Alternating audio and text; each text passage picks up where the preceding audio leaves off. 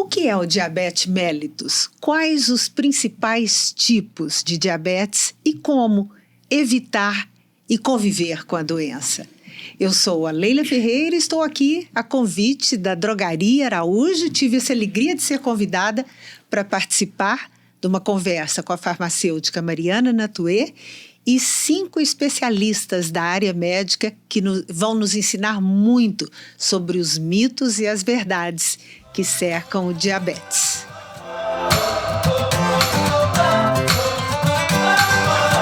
Hoje o nosso convidado é o Dr. Levimar Rocha, endocrinologista, presidente da Sociedade Brasileira de Diabetes, professor da Faculdade de Ciências Médicas de Minas Gerais. Doutor Levimar, para começar, o senhor poderia falar de forma resumida, que eu sei que sua trajetória profissional, além de expressiva, é longa. Ô, Leila, muito obrigado. Mas, de forma resumida, como é que tem sido essa trajetória? Uma trajetória de muita luta e de muita alegria também, né? Eu digo que eu vou junto com a questão do diabetes, né? Esse ano a gente está comemorando 100 anos da aplicação da insulina e eu completo 29 anos de formado. Então eu sou médico, sou endocrinologista, você me descreveu aí como professor. Uma das coisas que eu gosto de fazer muito é ser professor. A Drogaria Araújo tem um papel interessante na minha trajetória. A gente tem uma colônia para crianças diabéticas e Araújo sempre nos ajudou nessa colônia, colônia filantrópica, para passar um final de semana sem os pais, né, com as criancinhas diabéticas a partir de 8 anos. Então essa é a minha trajetória. Eu sou de Lagoa da Prata, se posso falar isso, né? Claro. Mas vim cedo para Belo Horizonte e com esse trabalho de diabetes ganhei o título de cidadão honorário de Belo Horizonte. Então sou Belo Horizontino e lagopratense ao mesmo tempo. Que coisa boa. Eu sou assim, eu falo que a melhor coisa do meu currículo é que eu sou de Araxá. Gostei de ver você falando de Lagoa da Prata com a boca cheia. Né, Mariana? Com certeza. 2 cidades do Centro-Oeste mineiro, né? Então o Centro-Oeste está bem representado aqui. Doutor, segundo a Federação Internacional de Diabetes, 537 milhões de pessoas vivem com diabetes no mundo, né? Que é um número impressionante. Só no Brasil são cerca de 17 milhões de pessoas. E a gente não imagina, né, esse contingente de pessoas de jeito nenhum. Mas, afinal, o que é o diabetes mellitus? Quais são os tratamentos conhecidos, as formas de prevenir, de tratar a doenças, complicações? Isso eu estou fazendo uma pergunta super ampla aqui, porque eu queria começar citando para vocês aqui algumas afirmações que a gente ouve das pessoas ou na internet, né, com o Dr. Google trabalhando incansavelmente, né, vai todo mundo lá procurar informação e muitas coisas a gente não pode confiar. Então a gente tem uma listinha aqui para saber se são mitos ou verdades essas afirmações. A primeira delas: o diabetes é uma doença grave. Eu vou começar então pela última, né? O diabetes realmente é uma doença grave. Você falou aí dessa incidência que é gigantesca. Se o número de diabéticos fosse um país, ele estaria entre o 4º maior país, o país mais populoso, né? Em 4º lugar. Então é muito, né? E a gente fica triste com essa incidência. Agora, eu gosto de olhar o diabetes por 2 ângulos, né? O diabetes mellitus, que nós estamos falando aqui. Ele pode ser uma doença muito grave quando não controlada, mas pode ser um estilo de vida quando bem controlado. E a pessoa com diabetes, ela pode viver mais tempo e melhor do que quem não tem diabetes. Ela vai mais ao médico, ela vai ter outros profissionais de saúde, ela vai cuidar melhor da alimentação, ela vai ter atividade física regular e aí sim ela vai viver melhor. Então eu gosto de dar muito esse tom, da gente olhar as coisas boas do diabetes. A pessoa com diabetes, principalmente eu que trabalho com crianças e com adultos, a gente vê que elas vão ter mais disciplina, mais cuidado com a saúde. Então o diabetes não pode ser um monstro, ele tem que ser um coadjuvante nessa história de vida de cada um, né? Realmente assusta esse número, né? 537 milhões, segundo o IDF, International Diabetes Federation. Aqui no Brasil, 46% das pessoas não sabem que tem o diabetes tipo 2. Então precisa da gente aumentar esse diagnóstico. E como é que a gente faz isso? Primeiro, medindo a glicemia depois da refeição. É a primeira glicose que se altera. no diabetes do tipo 2. Um outro exame é chamado glicohemoglobina, ou hemoglobina glicada. Esse exame vai mostrar os últimos 3 a 4 meses da variação da glicose. Se estiver acima de 6,5, já é diagnóstico de diabetes. Se estiver entre 5,7 e 6,4, né? É muito número para a gente gravar, mas está ali escrito no papelzinho, o médico pode olhar isso para você, o farmacêutico também. Né? É um pré-diabetes. E abaixo de 5,6, indivíduo sem diabetes. Agora, é inacreditável pensar que quase a metade do contingente não tem ideia de que está diabético, né? E por quê? Porque os sintomas são muito leves no diabetes do tipo 2. É uma doença silenciosa, a princípio? Uma doença crônica e silenciosa. A pessoa vai acostumando com aqueles sintomas. Ela começa a beber mais água, ela acorda à noite para urinar. Então, ela tem um cansaço fácil, né? Uma dor nas pernas.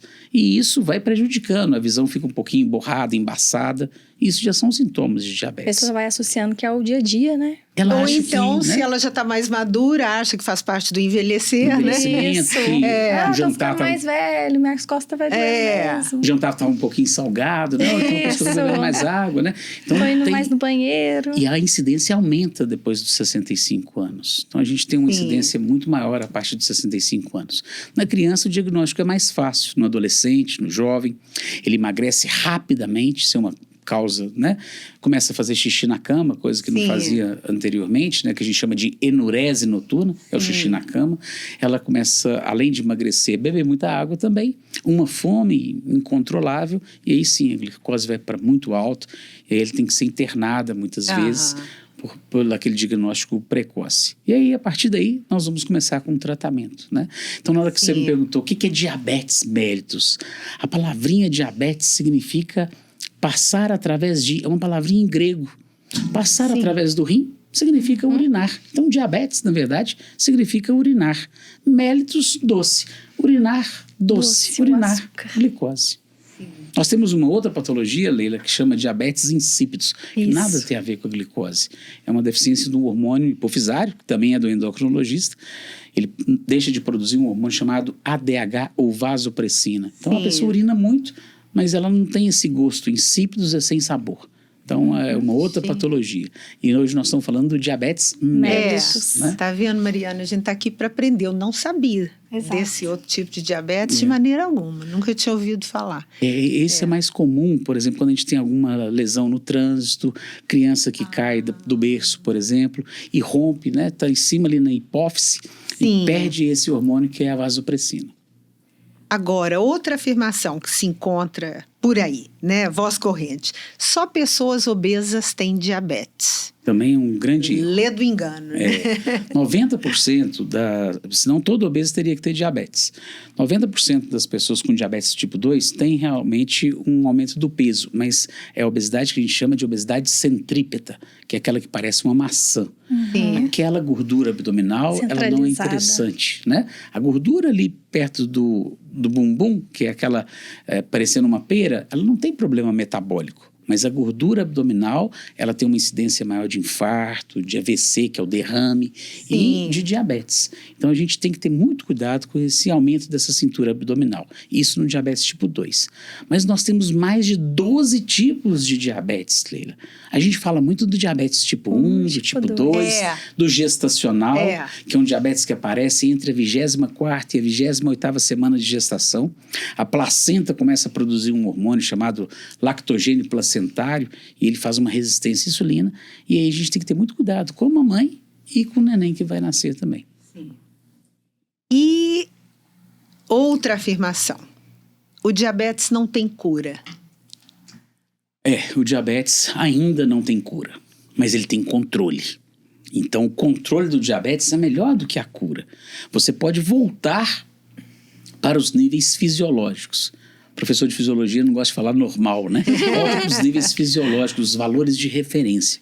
Mas você não deixou de ser diabético. Se tiver alguma infecção no futuro, se tiver, por exemplo, no caso da mulher, e ela engravidar, a glicose pode subir novamente. Então, a gente tem que ter essa atenção. Eu fiz uma cirurgia, eu reverti o diabetes. Não, isso não acontece. Se você fizer um transplante de pâncreas, você pode reverter o diabetes. mas você ainda vai ter anticorpos que podem destruir aquele pâncreas e você necessitar de um outro transplante e ficar novamente diabético. Exatamente. A gente tem que ter muito cuidado. E a origem do diabetes tipo 2, até para ficar mais claro, ela tem duas simbologias: a hereditariedade e o ambiente. É uma somatória dos dois. Então, o que eu falo do ambiente? É o ambiente que nós vivemos. Então, se a gente está num ambiente que a gente está praticando pouca atividade física, está comendo errado... O estilo de vida, né? Estilo de vida. Fiquei satisfeito na hora que eu cheguei aqui. Tinha maçã, tinha banana, né? Então, a gente viu que está bem cuidado o pessoal aqui da... Ai, que vergonha. Eu fui direto na broinha de fubá. E no pão de queijo, né? E depois ainda peguei um pedaço de bolo. Mas veja bem, né, Leila? Olha que absurdo, desprezei as frutas. Eu sou meu cafezinho, só que sem açúcar. A gente pode, né, Natália, comer a broinha, não tem problema. A gente tem que fazer uma alimentação regrada, né? E essa alimentação regrada inclui também as frutas. Sim. Eu falo que tem algumas frutas que viram açúcar muito rápido e elas devem ser evitadas. Por exemplo, o caqui, a manga, a melancia, a uva e o suco natural de laranja não são tão interessantes para quem tem glicose alta. Porque o índice glicêmico é alto. E esse índice glicêmico é a capacidade que aquele alimento tem de virar glicose. E eu não tenho uma medicação ou uma insulina que faça efeito tão rápido quanto a elevação desses alimentos. Tá? Então, cuidar da alimentação, podendo comer de tudo, mas com parcimônia, com cuidado, né? E se eu vou comer um pouquinho a mais, eu vou aumentar a minha atividade física também. Então, ela tem que ser proporcional. E o monitoramento, né, doutor? Isso é fundamental, né? Quando a gente faz a monitorização, fica melhor para você saber o que está acontecendo com você. Hoje nós temos monitorização contínua. Então, já que nós estamos falando de história aqui, antigamente a gente fazia xixi num tubo de ensaio, jogava um reativo chamado reativo de Benedict, ele mudava de cor. A cor azul ou uma cor de tijolo mostrava a presença de glicose. Depois vieram as fitas, que a gente fazia xixi na fitinha para medir a glicemia, né? E hoje está bem mais fácil. Hoje nós temos aparelhinhos que você cola no braço e mede por cima da roupa. Exatamente. Você já consegue ter uma monitorização contínua. E o paciente está fazendo, está lá na Bahia, faz lá na Bahia, já aparece no meu celular ou no meu consultório. Olha como exatamente. Tem os aplicativos que podem ser coligados para o médico, que aí o médico já pega essas informações. Isso facilitou bastante. Então, com essa facilidade, Leila, a gente consegue melhorar o controle do paciente. Mas tem que ter um envolvimento. Primeiro médico, primeiro nutricionista, primeiro farmacêutico. Nós temos que ser nós mesmos. Nós temos que cuidar do nosso corpo. A coisa mais bonita que o Papai do Céu nos deu foi justamente a nossa saúde. Exatamente. E nós estamos num mês muito importante para a gente falar isso, que é cuidar, né, de nós mesmos. Exatamente. Isso é muito importante. Doutor Levimar, ainda aqui na listinha de mitos e verdades, porque as pessoas têm muito medo da coisa da insulina, né? Como se insulina, a palavra se agiganta, quando você fala, começou a tomar insulina. E uma das afirmações que a gente encontrou aí na internet, não é recomendável tomar insulina com frequência. É um grande mito. Eu fico triste de escutar essa informação. Escutar essa afirmação. Sim. Realmente é um mito, porque a insulina é o hormônio fundamental para a nossa vida. É o hormônio de formação. Ele junta glicose com glicose e forma um chamado glicogênio, que é a nossa reserva. Quando a gente está doente, a gente vai usar o glicogênio. Quando eu vou correr, eu vou usar o glicogênio. Fica no fígado, nos músculos. Ele junta aminoácido com aminoácido e forma proteína. Então, forma músculo. Quem usa proteína, quem usa... né, sabe que a proteína ela é fundamental para a formação muscular. Então, eu ganho músculo usando a insulina. Ele também junta ácido graxo com glicerol e forma gordura. Ou seja, a insulina é formador de tudo. E além de ser formador, ela também faz o papel de chave. Ela abre a porta do nosso corpo para a glicose entrar. É onde que a gente precisa. Sem insulina, a glicose não entra para dentro da célula. E aí não tem energia. E aí vem um mito, né? Vem um mito interessante, fala assim, eu usei insulina, vou ter que usar para sempre. Não. Se você precisa da insulina só durante uma internação, você voltou para casa, você vai voltar para o comprimido, para o hipoglicemia antioral. né? Então tem muito disso. Antigamente a gente usava insulina no diabetes tipo 2 só quando ele estava assim, exaurido mesmo. Hoje já mudamos isso. Hoje nós podemos dar um pouquinho de insulina à noite para ela fazer a glicose amanhecer melhor e de manhã tomar os comprimidinhos, né? E tem uma parte do corpo, não sei se eu estou me expressando direito, um lugar ideal no corpo para aplicação da insulina? Sim, no subcutâneo, né? No subcutâneo dos braços, é importante que faça esse rodízio. Quando você chega na farmácia, é importante que o farmacêutico te oriente nisso também. O pessoal da enfermagem tem um papel importante nisso. A maneira de conservar a insulina. Já que nós falamos do nosso araxá e da nossa Lagoa da Prata, a insulina é uma proteína, igual leite. Você não pode deixar um queijo, olha o mineiro falando de queijo, né? Eu não posso deixar um queijo guardado dentro do porta-luva do carro, a mesma coisa com a insulina. Ela não pode ter essa oscilação de temperatura. Então você vai aplicar na parte de trás do braço, no abdômen, no bumbum, na parte externa da coxa, então nunca na parte interna que tem mais vasinhos que pode sangrar. Então a agulha é fininha e eu vou falar uma coisa para vocês que ninguém fala: insulina não dói. A pontinha do dedo dói mais do que a insulina. É verdade. Eu gosto muito de perguntar para os meus pacientes na frente dos pais: você já falou para o seu pai, para sua mãe que insulina não dói? Aí eles olham, não dói mesmo. Os pais morrendo de dó, né? Os pais morrendo de dó. E muitas vezes sentindo culpa. É outra coisa importante de ser falada. Eu não sei se está aí nos nossos vídeos. Não, fique à vontade, tipo por favor. Bate-papo gostoso, né? A gente esquece que está até sendo entrevistado, né? Não está sendo entrevistado, aí você conversa mesmo. Que coisa boa. Eu agradeço a Araújo estar aqui e vocês todos. Mas, na verdade, o diabetes tipo 1 não é hereditário. Tá? Então, o tipo 2, ele tem hereditariedade. Por isso que a gente tem que ter cuidado com o aumento do peso, com a boa alimentação. Mas o tipo 1, não. O tipo 1 é uma doença autoimune. E como toda doença autoimune, nós não sabemos as causas das doenças autoimunes. Nós acreditamos que sejam vírus. Vírus da rubéola, vírus do Coxsackie vírus, que vai ali, destrói aquela célula beta e ela para de produzir insulina. Inclusive, nós tivemos um incremento gigantesco de 133% após a epidemia de Covid. Crianças desenvolvendo diabetes do tipo 1. Então, é muito importante que a gente tenha esse cuidado com as nossas crianças. Mesmo Covid leve levou ao diabetes no futuro. Então, vamos ficar atentos aí que essa incidência deve aumentar mais. Doutor Levimar. Doutor, e um ponto que você tinha falado sobre a questão dos locais de aplicação, que na Drogaria Araújo a gente tem vários programas para poder auxiliar esse paciente diabético e aquele que quer fazer o controle da glicemia. A gente tem o diabetes em dia, que mede a hemoglobina glicada e a glicemia, porque eu brinco, não existe uma mentirinha que a hemoglobina glicada não pegue. Porque a hemoglobina glicada pega a média dos últimos 4 meses. Então, às vezes, a pessoa vai comer salada num dia antes para fazer a medição, só que a hemoglobina glicada desmascara. E a gente também tem um serviço de cuidado ao diabético, que a gente ensina os locais corretos, o rodízio da aplicação da insulina para evitar que aquele local fique machucado, para evitar que ele não seja absorvido o medicamento, o tamanho das agulhas corretamente. Então, a gente faz esse acompanhamento com o paciente diabético justamente para elevar a qualidade de vida. Isso agora, é sensacional, né? Acho que informação é tudo, né? E tem uma farmácia. O paciente fica feliz quando ele chega no farmacêutico que entende sobre a sua Encontra a Mariana lá atenta, de plantão, dá essa sorte. A ideia é justamente acolher a pessoa da melhor forma. Agora... Que todas as Araújos têm esse atendimento, né? Eu lembro que o Viverdade que tinha, né? Sim, o Viverdade. Então, acho que é muito importante isso daí.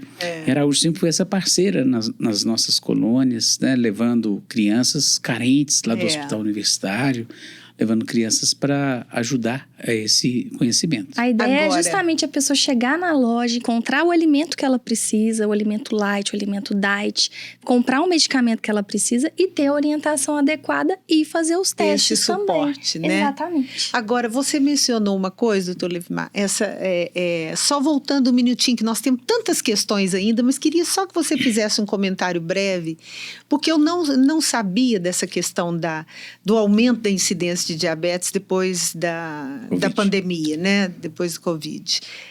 Que leitura vocês estão fazendo disso? O diabetes tipo 2, Leila, é fácil da gente entender. que a gente também tem o diabetes tipo 2, que normalmente era do adulto, agora em adolescentes, né? Porque os nossos adolescentes também estão engordando. O aumento da cintura abdominal também é um problema. É fácil da gente entender porque a resistência à ação da insulina se dá até mesmo por esse aumento dessa gordura abdominal. Você imagina que a insulina é uma chave e nós temos as fechaduras, que são os receptores. A gente chama de glúten na medicina. O aumento da cintura abdominal ele diminui essa expressão do glúten. Então, diminui as fechaduras. Você aumenta a secreção de insulina. Então, você começa a fazer muita insulina para tentar abrir essa fechadura. Sim. Essa é a gênese no diabetes do tipo 2. Então, com a pandemia, as pessoas ficaram mais sedentárias. Ela não saia de casa, né? Vamos ficar dentro de casa. Ela ia mais à geladeira. Né? Se está em casa, está comendo mais, está mais na frente da televisão. Verdade. Então, isso gerou home mais o office. diabetes tipo 2. Na hora que a gente viu que aumentou também a incidência de diabetes tipo 1. Então, nós vimos que o vírus do Covid também destrói a célula produtora de insulina. Então, houve esse aumento também, semelhante ao que acontece com o Coxsackie, semelhante ao que acontece com a rubéola, que são vírus que atacam a célula beta, que é a célula produtora de insulina ali no pâncreas. Então, há uma destruição dessas células. Então, houve esse aumento dessa incidência. Impressionante. Esse Covid não brinca em serviço, não. Não brincou, não. Nós estamos descobrindo muita coisa ainda, né? Questão da memória, as quedas de cabelo, tanta coisa que o Covid veio atrapalhar e também o diabetes, mais uma delas aí na nossa conta. Doutor, aqui, não sei se a gente pode falar assim, mas o senhor já mencionou, você já mencionou que diabetes é uma doença, às vezes, meio silenciosa, meio quieta, meio sorrateira, né? Mas quais costumam ser os primeiros sinais? A sede? O emagrecimento ser uma causa aparente, tá? A criança às vezes ela foi para essa semana eu já atendi que a história era essa. O pai não foi com eles para a praia, né? Quando voltou, falou assim, ele está muito magro, né? Então, percebe aquela magreza, aquele cansaço, sem vontade de fazer nada, né? Uma desidratação importante, né? Acordar à noite para fazer xixi, coisa que antigamente não fazia, né? Então, isso tudo é causado porque você não consegue colocar glicose. Glicose é alimento. Por que você comeu a broinha na hora que você chegou? Para alimentar, para energia. Combustível. É o combustível nosso. Então, quem faz essa passagem do alimento para dentro das células é justamente a insulina. Então, ele pede essa produção de insulina. No diabetes tipo 2, ele tem muita insulina, mas a fechadura está trancada, está diminuída, né, pela resistência à insulina.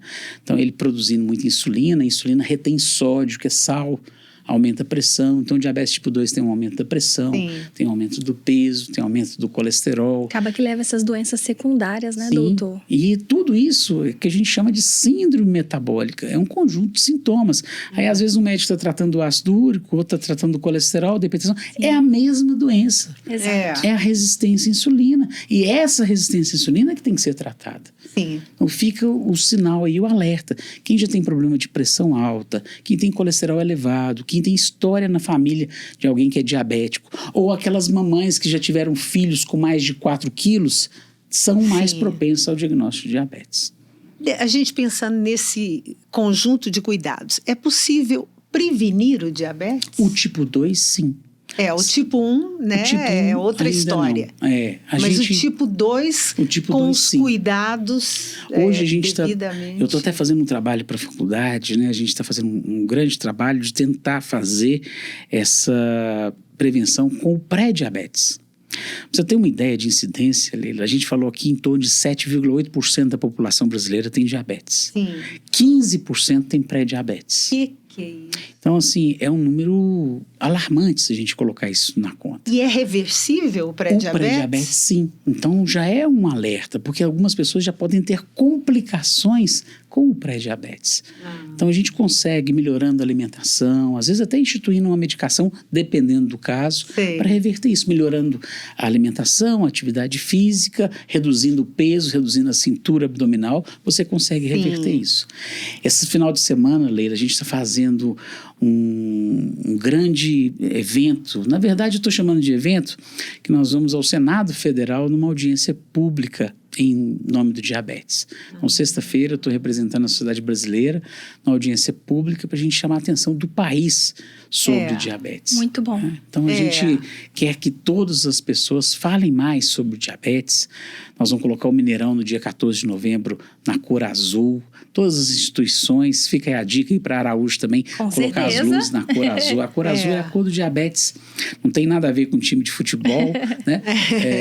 Essa semana... Ai, eu de azul aqui, ó. Tá vendo? Tá eu também vendo? vim de azul de propósito. Também. Né? E azul é Eu serenidade não também, né? sabia. A cor Trazer azul do isso. diabetes é por causa justamente da cor do céu, que une os povos. Então, a gente está unido em prol do diabetes. Dessa causa, né? Exato. Eu fico todos muito juntos. honrado e lisonjeado de ser o segundo mineiro a representar, né, Minas numa sociedade... Presidente da sociedade. Não está brasileira. só representando, é o presidente. Sou o atual presidente. Muito orgulho. Excelente. Representando cada uma das pessoas com diabetes. Isso mesmo. Doutor Levimar, então a gente está chegando ao final aqui, teria mais umas 315 perguntas para fazer a você, mas enfim. Arredondando né, pra Mariana? baixo. A gente aprende a deixar o resto para depois. Mas tem uma pergunta um pouquinho incômoda aqui. Uma dobradinha um pouco, que eu imagino que seja um desafio. Diabetes e álcool. E álcool eu não estou falando beber desvairadamente. Por exemplo, meia taça de vinho todo dia. Todo dia eu já pesei, né? Já. Aquela cervejinha do fim de semana. A cervejinha do fim de semana, um chopp no almoço de sábado. Perfeito. Eu acho que é o seguinte, a gente também não pode... a gente tem que desmistificar a questão do álcool. Quando a gente tem uma pessoa em coma alcoólica, eu estou indo lá no extremo, ele tem queda da glicose. Né? Então, você aplica a glicose. Opa, então eu vou começar a tratar meu diabetes com álcool. Não é bem assim. No diabético, ele funciona de uma maneira diferente. Então, tanto a Sociedade Brasileira de Diabetes quanto a americana, o ADA, American Diabetes Association, e a Sociedade Europeia, a gente preconiza 2 a 3 doses semanais. Não são as 2 a 3 doses de uma vez só, não. Então, o paciente bem controlado, tá? Não tem problema. O que eu sempre indico quando for beber, e aí eu vou lembrar, eu estou falando isso para maiores de 18 anos, que no nosso país é proibido a bebida alcoólica antes disso. Mas hidratar bem, medir a glicemia antes e durante a ingesta do álcool. E sempre ter um famoso tira-gosto, né? Tem que comer um pouquinho de carboidrato, porque a glicose pode descer. Se a glicose estiver mais alta, não deve ingerir a bebida alcoólica. Deve corrigir primeiro a glicemia para depois fazer essa ingesta. Então, a gente ter cuidado com o álcool. Não pode ser consumido por pessoas que estão mal controladas, mas ela consumida moderadamente não tem problema. E só de você falar que tem que medir a glicemia antes, medir a glicemia depois, eu acho que isso é estratégia psicológica, não? Porque a pessoa já desanima, ela fala, deixou de ser uma opção de lazer. E você falou aí no shopping, né? A Mariana também, o olhinho dela até brilhou na fala do shopping. E eu na meia taça de vinho. Você na vinho, Que né? eu amo a meia Prefiro tacinha vinho. toda noite. Mas não tem diabetes, aí eu ainda posso. Nós estamos finalizando bem aqui, então, com essa questão do álcool. Mas aí, lembrar desse acompanhamento, né? Então, eu sempre falo, antes do vinho, do chopinho, 3 copos de água com gás. Você hidrata mais, você melhora, você monitorizou, você não vai ter a famosa ressaca no dia seguinte, que você vai estar hidratado e não vai beber em demasia. Que quando você bebe desidratado, né? O primeiro copo de chopp, o chopinho... É para matar a sede. Da Mariana vai descer rapidamente. Não né? é? Quando você vê, já foi. Então é melhor você hidratar primeiro, depois você vai bebendo moderadamente. Doutor Levimar, então agora sim, para encerrar mesmo, queria que você deixasse uma mensagem para as pessoas que estão nos ouvindo e para mostrar que diabetes é uma coisa que assusta tanto quando é diagnosticada e que dá para se viver tão bem, conviver com a doença, desde que todos os cuidados sejam tomados, né? Então, eu queria uma palavra sua para as pessoas que estão nos ouvindo. Fico com muita vontade para deixar essa palavra assim para aquela pessoa que tem pré-diabetes, que já tem o diabetes diagnosticado, que o controle é extremamente importante. E a pessoa bem controlada, ela vai viver mais tempo de quem não tem diabetes. Acho que não tem mensagem melhor do que isso. Quando nós falamos que era uma doença grave, uma doença crônica, eu também disse que pode ser um estilo de vida. E todas as pessoas, diabéticas ou não, portadoras de diabetes ou não, deveriam viver conforme uma pessoa com diabetes. Com boa alimentação, boa atividade física, boa medicação. E o quarto, igual um pé da cadeira para a cadeira não cair, educação. Sim. Então, quando a gente cuida do nosso corpo, quando a gente cuida da nossa saúde, a gente vive melhor. E com diabetes não vai ser diferente. Doutor Levimar, se você não fosse endocrinologista, deveria ser psicoterapeuta. Opa! Ele acalma a gente, né, Mariana? Envolve Ótimo. psicobiologicamente, socialmente. Muito Que bom, obrigada, eu que muito agradeço. esclarecedor. Obrigada pela participação. Muito obrigada. Mariana também, muito obrigada. Agradeço a oportunidade. Precisando do farmacêutico, pessoal, vão às drogarias, vai na Araújo para poder ter a orientação, realização dos testes rápidos.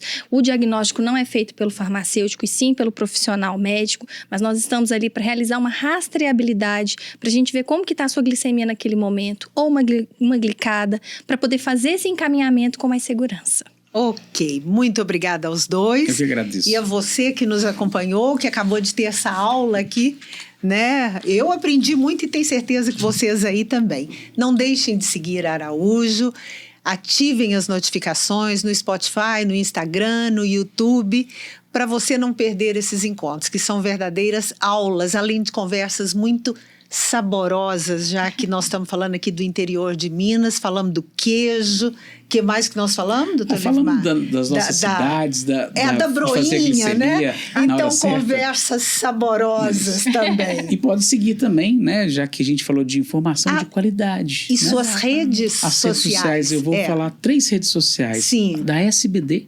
Diabetes SBD, Sociedade Brasileira de Diabetes. Então, ali você vai ter informação fidedigna de que é diabetes. Não fica caçando informação truncada ali de profissionais sérios. Tem minha rede pessoal, Levimar, é fácil, né? E a da colônia. A gente tem a colônia das criancinhas. Das crianças. Diabetes Weekend. Então, a gente tem também essa colônia. Eu falo que é de criança, mas é de 8 a 88 anos. Todos os diabéticos se cuidam. Crianças de todas as idades. Exatamente. Muito obrigada e obrigada a você que esteve conosco.